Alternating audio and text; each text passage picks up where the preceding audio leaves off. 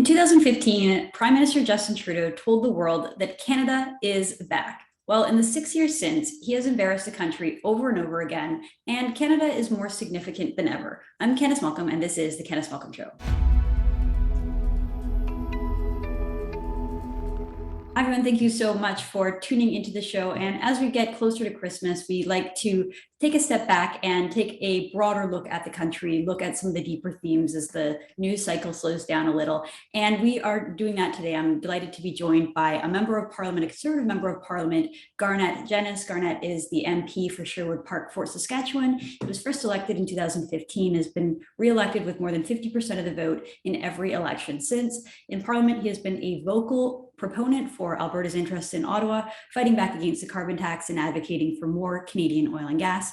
Garnett currently serves as the Conservative critic for international development. In his time as an elected official, he has prompted a return to Canada's principled foreign policy and has gained a reputation for being a tireless advocate for human rights and religious freedoms, both domestically and abroad. So Garnett, thank you so much for joining us today. Well, thank you, Candice. It's great to be with you and have this conversation. So I want to talk about foreign policy, and we will get there. But before, there's just one question that I really want to ask you about a recent bill that was passed. It received unanimous consent and passed without a vote in the House of Commons. And I'm talking about the government's bill on what they call conversion therapy. So I know that you ran a campaign on this topic. Everyone, you said everyone in theory opposes the idea of conversion therapy. I think that the name of the bill was called conversion therapy because it elicits such a negative response when people hear about it. They think of a sort of outdated, cruel practice, and yet your criticism of it was that the bill was too broad and too vague. And because of the vagueness and the broadness of the wording, it could actually have a negative impact on freedom of speech. It could ban just normal conversations between teenagers and their parents, between a qualified therapist, between members of their church. If someone seeks on their own, freely seeks to go get counseling, that could actually be banned by this law. And yet, when it came through the House of Commons, all of the Conservatives voted in favor of it. This is after twice opposing the bill, and from best I can tell, it hadn't been rewritten and those definitions hadn't been changed. So I want to ask you your opinion on this bill, and why is it that the Conservatives stopped opposing this bill? Sure. Well, I guess a little bit of the context. I think, in general terms, you described my position on this issue well. I'm opposed to conversion therapy. I support efforts to ban conversion therapy. I think when we legislate, we need to look at the definitions that are given to that terminology. If you ban something that everybody agrees should be banned, and yet you define it in a way that is incorrect in terms of the way people conceive of the definition, then you've ended up banning something other than the thing you set out to ban. I use the analogy in the House. If you say we're gonna ban hard drugs, I'm with you. If you call coffee a hard drug through an error of the definition, then I'm going to be not with you. So this is something that that I think it's a pretty clear thing to point out, to say, hey, like let's analyze the bill, let's look at the definition used in it, and in particular in the last Parliament, I spoke about the need to fix the definition in then Bill C6, because the issue was that the definition included. It was broad enough to include even private conversations, not involving a therapist or official person of any, just a conversation, and it was broad enough that it defined as conversion therapy any effort to reduce sexual attraction or behavior.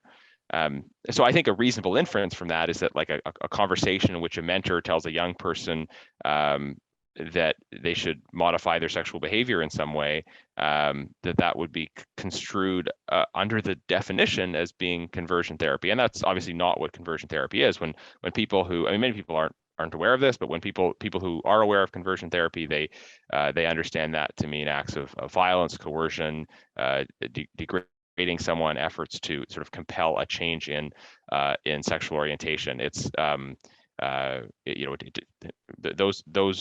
are methods that were sort of experimented with at times in the past. And look, they're wrong, they're degrading, they're evil, and also they don't achieve the stated objective. So it's a bit of a language trick on the government's part to say, if you're against this bill, then you're in favor of conversion therapy, allegedly, but then demanding a lack of scrutiny around the definition. Candice, you asked some questions about process. I'll just share with folks that we're gonna be talking a lot about foreign policy. I was in Europe for NATO and OSCE meetings last week, and I'm sure we'll get to just the emerging security concerns in Eastern Europe as a result of the aggressive posture that Russia was taking. I was invited to be part of a parliamentary delegation that was present for those meetings, and to be honest, I would not have expected the process that was followed before I went on the trip. I didn't expect to be missing votes, and so I've had some conversations with colleagues about how this unfolded, but I can't really speak to the process piece because those were things that I either wasn't involved in, or to the extent that I know about them because of private conversations I've had with other colleagues. Well, it's interesting because you said that it's a word trick and it's with the definition. The media bought right into it. So the whole idea was, oh, there's these 63 conservative MPs who support this harmful practice called conversion therapy, even though you ran a campaign that was pretty clear, called Fix the Definition, that said that you were opposed to literal conversion therapy, but you were not in favor of this bill because of the wording. So we saw a lot of dishonesty across the board. And I think for a lot of conservatives, it was just strange to see you guys abandon a bill that you had previously abandon opposing a bill that you previously had a really strong opposition to, and then just sort of having this, I guess, feel good moment. Not everyone agrees, which is not really what you want in your parliament. You want opposition. But yeah, let's move on. So why don't you tell us a little bit about what you're working on with regards to NATO and the aggression of the Russian government towards Ukraine? Well, so last week I was in Latvia for a couple of days on the sidelines at the NATO summit that was happening there, and then I was in Stockholm for where the OSCE summit was, and a lot of interesting conversations with respect to the situation in Eastern Europe.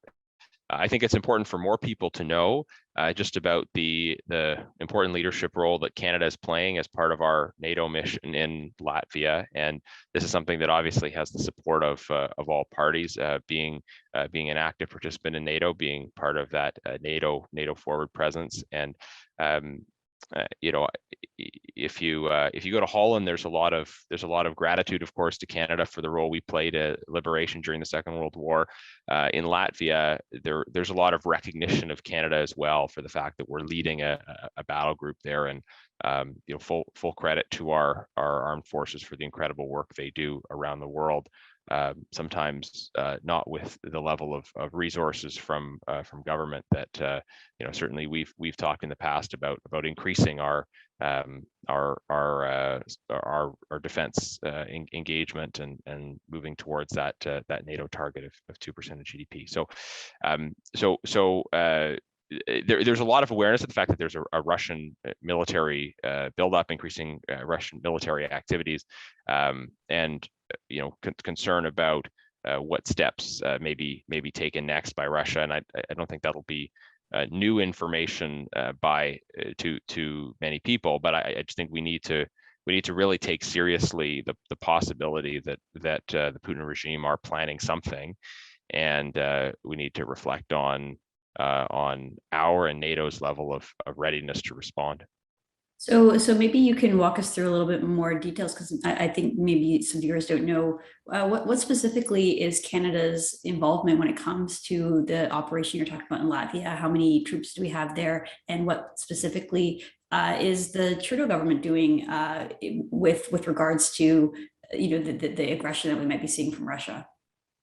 Yeah, so there's a mission in enhanced forward presence. The idea of having more NATO countries present, providing a level of reassurance in in NATO countries that are sort of geographically closer to Russia. So Estonia, Latvia, Lithuania, and Poland. And there are various countries involved in each of those missions, and there is a country that is leading each battle group. So the UK, the US, Germany are the other nations leading battle groups, and Canada's leading the battle group in Latvia. So we're present there. We're part of leading that mission, and there's many other countries that are involved and that we're cooperating with. And I mean, I think there's a lot of benefits to that operation. I mean, the obvious one in terms of demonstrating our readiness and our solidarity with NATO members. But it's also a great opportunity for our various NATO countries to work together, and I think the battle group in Latvia is actually the largest in terms of the number of countries that are represented. So it was interesting to hear in the briefing just about that breadth being something that the Canadian Armed Forces is able to do really well, which is collaboration with other NATO partners and building that large multinational force. I think the concern around action that Russia would take, I should say that the Putin regime would take, would be specifically into Ukraine. And in the sort of side meetings I was a part of, there's a lot of discussion about this question of NATO enlargement, because you have Ukraine, you have Georgia, countries that the Putin regime is interfering in various ways, and that don't have that kind of security blanket of being part of NATO. On the one hand, Russia complains about the enlargement of NATO, but on the other hand, they don't. They take advantage of countries that are not covered by that security blanket, and they're more likely to intervene and interfere there. So this is a concern, obviously, and I think we have to think seriously about what kind of response we would undertake if we see the kind of Russian aggression that a lot of people are talking about as being a realistic possibility. Probably it would be further aggression in Ukraine beyond, of course, the ongoing occupation and issues that are happening there. So one of the things the previous Harper government was known for was sort of a refusal to bow down to other countries, especially bad actors and adversarial nations. We saw Harper once stand up directly to Vladimir Putin. He stood up to the Iranian regime by kicking out their diplomats, and he even stood up to the United Nations. Justin, you couldn't have a more stark difference between that and Justin Trudeau. Justin Trudeau said that he admired China's dictatorship. He shook hands with Iran's foreign minister just days after Iran shot down a civilian airline, Flight 752, murdering scores of Canadians, including students and children. During your time as an elected official and MP, Garnett, have you seen Canada's reputation change on the world stage? I know Justin Trudeau liked to say that he was bringing Canada back, that the foreign policy diplomats were all, applauding when he was elected and first entered the Foreign Affairs building. But on the ground, out in these missions that you go on and working with our allies, have you seen a change in Canada's reputation? And how has Canada's reputation changed? Thanks. That's a really important question. And look, as a member of the loyal opposition, I'm obviously a proud Canadian, and I want to see Canada do well. And I'm particularly proud of our armed forces and the courage that the women and men in uniform show as part of the various missions that we're a part of, and sometimes not getting the political support that they should have. You talked about Stephen Harper. I think one thing that really came out to me talking to various people in Eastern Europe was sort of thinking about that trajectory of Putin aggression. There were various human rights issues and aggressive actions taken within the territory of Russia itself. One critical step believe in 2008, I might be off a little bit, but I believe in 2008, where Russia invaded Georgia, and this has perhaps lessened the conscience of people in Canada. We have a closer relationship with Ukraine, but I think there's a consensus now that basically there was a lack of meaningful response to that act of Russian aggression in Georgia, and there was sort of a perception in the Putin regime that they could get away with that. In 2014, in the context of Russian aggression in Ukraine, there was a much stronger, if anything, sort of stronger than expected response from the international community in terms of showing support for Ukraine. That response on Ukraine was substantially, I would argue, driven by Stephen Harper's leadership within the G7 and Canada's firm just refusal to accept a return to sort of 19th century so-called great power politics, in which big countries can bite off chunks of small countries at will.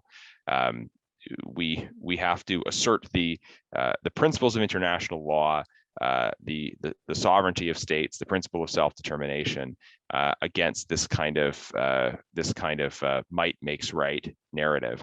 And Canada did that boldly, decisively, and Stephen Harper, being well respected, the senior member of the G7, was able to maybe say things that Europeans or Americans at the time were unwilling to say, but ultimately to pull that consensus towards us. Now, I think when you are when you're somewhere in between a superpower, when you're somewhere in between a superpower and very small, when you're kind of at that middle level, as Canada is, part of many international organizations, the degree to which you're listened to really depends on the strength and credibility of your leadership. The U.S. people have to listen to the U.S. regardless of what they think of the president of the day, because of its size and geopolitical importance. Canada is the sort of country where we have an opportunity to be heard, but it's not inevitable that we will be heard or that we will be listened to. And I think what I see, and I can see this quite clearly from the Biden administration, its posture towards the Trudeau government is, doing all the kind of nice things and photo ops, but not really taking our concerns seriously, not really responding to them, and I think Canadians have this perception of our prime minister as kind of in it for the image and not being that serious about the substance. And I think look, Canada as a country still has a great reputation around the world, but it is very hard to imagine Justin Trudeau playing the same kind of leadership role today as Stephen Harper did on Ukraine. That leadership required a willingness, yes, to work within multilateral frameworks, but to lead and to be the first out of the gate, and to pull other countries towards us in terms of the process of building consensus. I don't think we are likely to see that kind of leadership from Justin Trudeau. We certainly haven't in the past. It's been interesting. You talk about Russia. You look at maybe China, another important geostrategic challenge that Canada faces, and obviously the Trudeau government came in promising this golden age of relations between Canada and China, and now what we've seen is like a shift in some of the rhetoric. Right, the liberals are adopting some of the language of conservative foreign policy in some of the way they try to frame what they're doing, but we're not seeing it in the substance. We're seeing a shift in posture, but not a shift in substance of our foreign policy, and that's a big concern. Well, I do want to get to China, but before we do, just quickly, there was an announcement not too long ago of a new submarine deal between the UK, the US, and Australia. And when I saw that news, Garnett, and I read the details, to me it was like, okay, we used to have this agreement called the Five Eyes, and it was Canada in that mix, and New Zealand as well. And here we have this new, groundbreaking technology and this next generation deal that Canada was just completely left out of. So I'm wondering if you could comment on that specifically, and why Justin Trudeau, why under Justin Trudeau's leadership, Canada wasn't involved in those discussions. You talked about not meeting our 2% NATO requirement. That seemed to be perhaps an opportunity to at least push it in that direction. If we were to make investments in submarine technology, icebreakers in the north, why isn't Canada involved in these conversations? Well, I think it's an important question, and it's a question we've asked. So we have an opportunity as members of Parliament to submit something called order paper questions, which is people when they think of questions in Parliament, they think of the cut and thrust of question period, which is obviously one great opportunity. But we also submit written questions, which are usually kind of detailed requests for information, and it's harder for the government to avoid providing answers to those. So although they still find ways of doing so. So I've submitted a question specifically on AUKUS, the UK, US, Australia deal, asking, was Canada part of discussions? Was Canada invited to join? Would Canada be interested in joining? And I'm hopeful that that within the deadline of that question, the response will have to be submitted when Parliament returns in January. At that point, we'll be able to see what the response is. But look, I mean, obviously this raises some red flags when we see kind of within the Five Eyes, some members of the Five Eyes establishing agreements, which I mean, there are going to be some aspects of, for instance, U.S.-Australia cooperation that are going to focus on specific theaters where we're less present. But there's a lot of elements of the AUKUS deal, some of which I think would be very relevant to Canada. And shortly after that, I think people noticed the interaction between President Biden and the Prime Minister of Australia, in which he said the U.S. has no more reliable friend and ally than Australia, which I think, from a Canadian perspective is sort of like seeing your spouse out for dinner with somebody else. Biden has described his relationship with Canada as the easiest relationship. So it is interesting. Trudeau has sat across from three different American presidents, and I think a lot of people were willing to give him a pass on certain things with Trump because they perceive Trump as a tough customer. But when you have two Democratic presidents and still really a failure to achieve results and seeming gaps in terms of ability to cooperate, you start to wonder, maybe our current leadership is missing something in terms of effective engagement of our allies. Well, so our relationship with the U.S., I mean, you shouldn't be seen as being easy if you're Canada. You should a hard bargain. You should still make demands, whether it be pipelines or exemptions to made in the USA tariffs. That should be an easier relationship because we have so much in common and we share so many mutual values.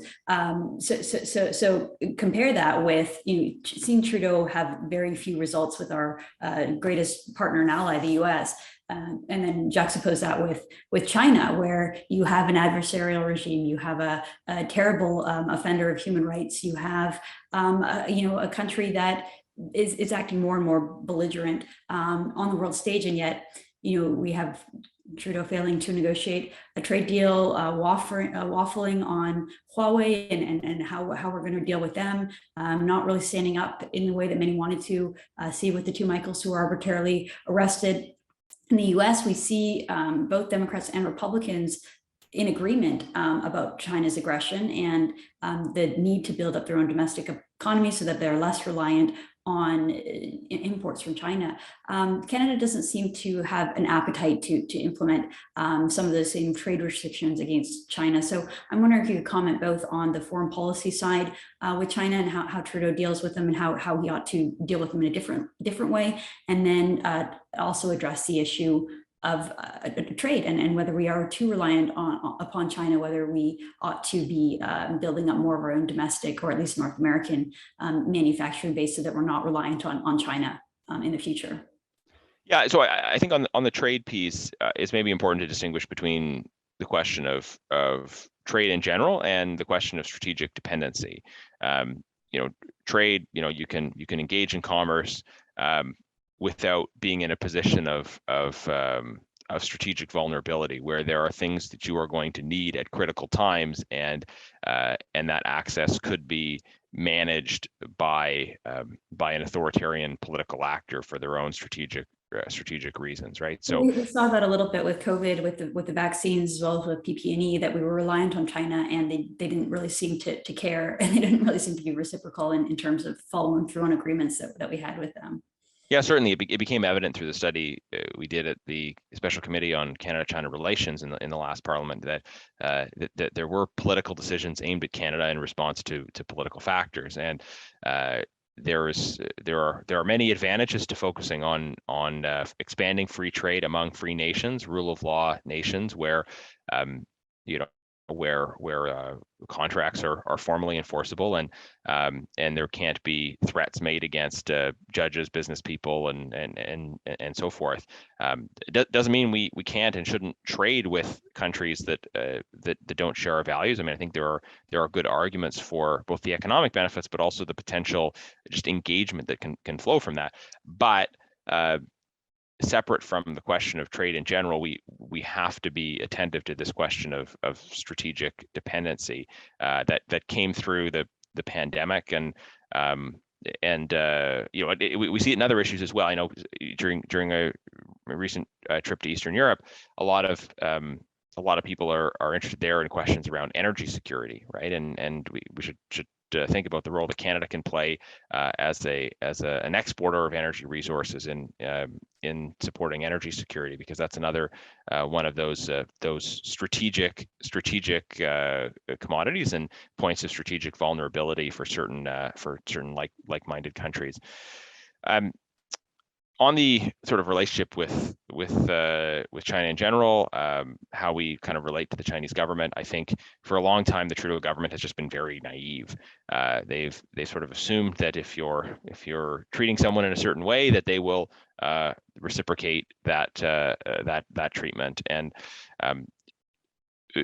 we've seen in response to, I think, very effective work in the last Parliament, again through the Special Committee on Canada-China Relations being a big part of it.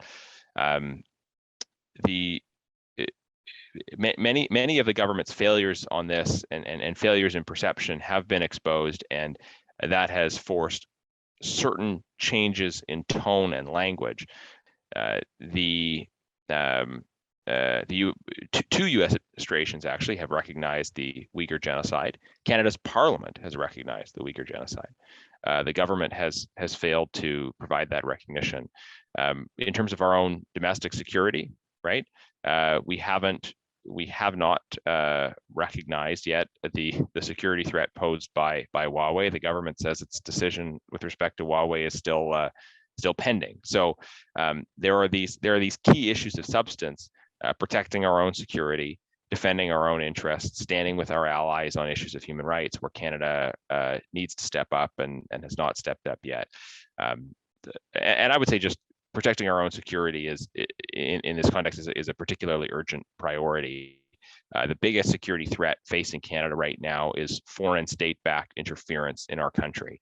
The sort of silent invasion that one Australian writer described, where the institutions of a foreign state, rather than rolling up with tanks and flags on a beach, are seeking to bring institutions in other countries under their control, and we really need to wise up about this and respond to it more effectively.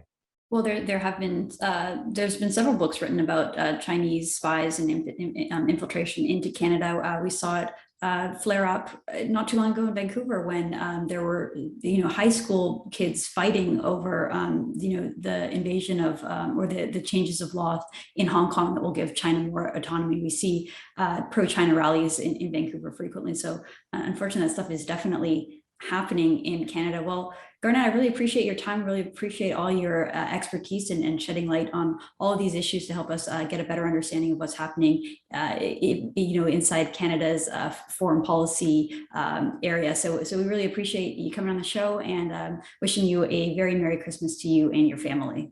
Well, thank you so much. Merry Christmas to you. And I'll maybe just say in conclusion that these foreign and security policy issues, they're not often top of mind for Canadians. But when something goes wrong in the world, they can move from low down the list to the top of the list very, very quickly in terms of their significance and their impact. So obviously, Conservatives are working hard to hold the government accountable on the economy, on inflation, on justice issues, on domestic freedoms issues.